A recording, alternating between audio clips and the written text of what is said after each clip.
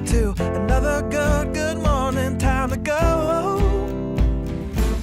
Oh, we are all looking for adventure. We are all looking for adventure. We are all looking. Welcome back to the 3x5 Life podcast. On this podcast, we talk about wellness, well-being, mindfulness, gratitude, productivity, all the things. This week, I am flying solo. Bryan and I, once again, had a really hard time matching our schedules up. And so I thought that I would take just a moment to riff on some content, ideas, topics, thoughts that have been swirling for me since last time we checked in. And the topic that I'm going to unpack with you guys today is the idea of mobility.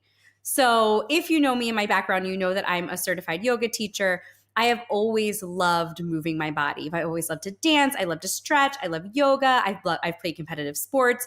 I'm currently playing tennis a lot. Movement for me is a form of mental health and just physical feeling great in my body. So I was listening to a podcast, actually on my way down. I was taking my two kiddos solo to the beach. I was listening to a podcast and they started to talk about this topic of mobility. And it was an interesting switch to the way that I digest movement, because mobility, per this definition, was having access to all of your native movements and being able to access them pain-free. So when I started to look into what native movements meant, this podcast also talked a lot about native moving, but wilding your movement.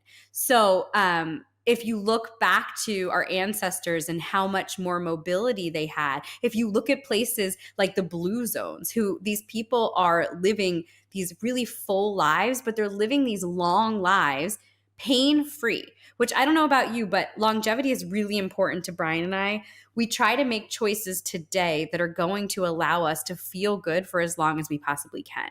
The goal for us is to be able to run around the backyard with our kids, throw our kids up in the air, be able to do sports with them, be able to hold our grandkids, pick our grandkids up, travel. So we need those native ranges of motion that are really important to us feeling pain-free for as long as possible.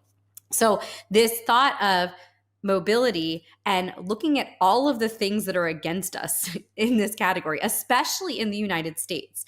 Our furniture, our homes, our environments are all engineered for comfort and ease. So you think about like where our light switches and our thermostats are. Everything's at eye level. Your couches are meant to be cushiony and you sit down on them. Our chairs, we sit in chairs all the time, right? So we're not squatting down. We're not reaching up. We're not using these natural muscles that are used when we have more intuitive movement. Even our toilets, I was thinking about this the other day, our toilets are now made where they're taller. So that actually is not great for digestion. Our toilets, when they used to be like shorter, our colon actually needs that angle in order to have a bowel movement. So if you ever suffer from constipation, that's why the squatty potty, that little stool thing, was invented, because people were having trouble pushing their poop out. So looking at even the modern convenience of a higher toilet and how that gets away from natural movements of squatting. So in other countries that do have these areas called blue zones, which we've covered before, like even looking at Japan, Okinawa, for example, their furniture, if you go to a hotel room in Japan, they actually have hotel rooms that they book for Americans specifically. And then there's certain hotels that have hotel rooms that are for the Japanese population. And if you go into one of those hotel rooms, the beds are on the floor. The shower, you actually sit down sometimes like crisscross applesauce in the shower. The thermostat is towards the ground. Everything requires you to get into that position where you're either squatting on the ground or sitting on the ground and being able to get up without support. There are so many people who can't do that range of motion where you're sitting on the floor and you get yourself up without some type of like handrail or railing or someone pulling us up. And that range of motion as you get older, that's how you get hip injuries, or that's how you get knee injuries, or, pains in your ankles or your shoulders. So my suggestion for today, and just kind of what I've been thinking about a lot, is what are some ways that we can increase our mobility? Because this is something that's accessible to anybody. Like I think, one of the things they talk about, even the motion of being able to take your luggage and be able to put it up like in an airplane in like the overhead compartment, or again, being able to get on the floor and get back up, being able to bend over and pick something up and bring it back up, being able to bend your hips, sit crisscross applesauce. It's really hard for a lot of men because of that hip flexor muscle. So that mobility is accessible to everybody, but it does require some care and practice. If you can include it intuitively, meaning like you sit on the floor maybe when you watch TV instead of the couch and allow yourself to get up and down, or you do try to lift some type of weight or do some type of mobility where you're creating some movement, where you're picking something up and then lifting it up above your head.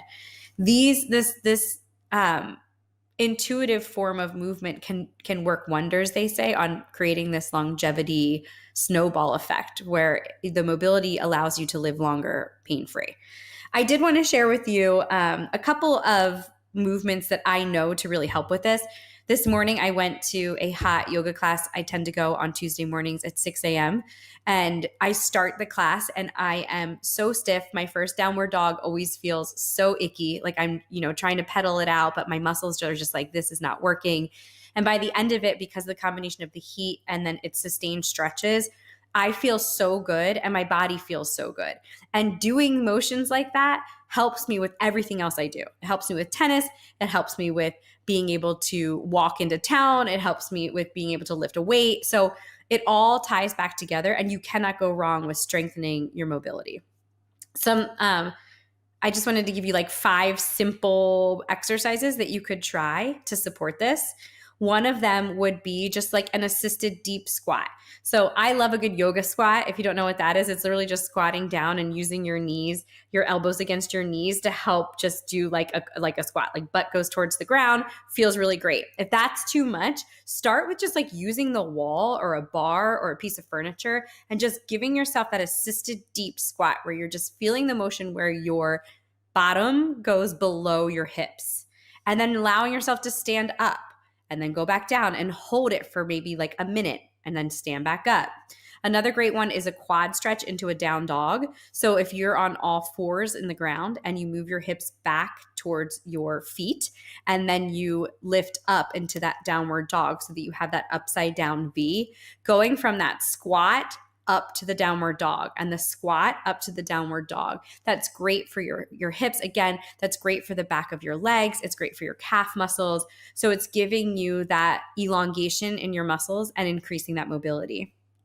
Cat-cow too, while you're down there on all fours, is an awesome one. This is great for your spine. How often, I was actually thinking about this in yoga the other day. There's no natural movement that we do throughout the day where we truly stretch our spines. When you're in cat-cow and you're doing that motion where you are creating a C curve, you're dropping your belly so you create like a C curve, that curvature in our spine and then pressing it away so that it goes up into like I say like a Halloween cat.